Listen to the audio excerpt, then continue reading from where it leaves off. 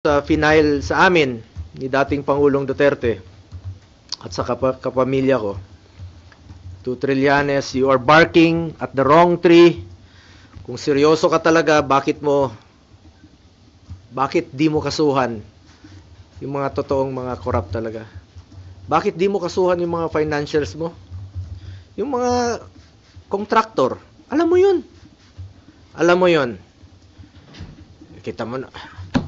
Nakailang buwan na tayo dito sa pagdidinig sa Senado. Ilang hearings na po. Lumalabas naman yung totoo, sino yung mga contractor. Yung talagang may-ari, sila mismo yung may kontrata, sila yung mismong kumikita, sila yung contractor, sila pa yung congressman. Sila yung habulin mo, Trillanes. Ayaw mong habulin dahil financer mo nga. Tama yung sinabi ni Senator Bato noon na may mga financier ka. Baka nga yung ginamit mong pondong yon nanggaling pa sa flood control.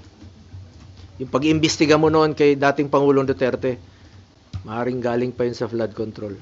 Huwag kang magmalinis dito. Huwag mong ilihis ang totoong issue. Dito lang tayo sa katotohanan. Seek the truth. Not the script, not the playbook. Nasa na yung mga dapat kasuhan sa issue ng flood control? Nasa na?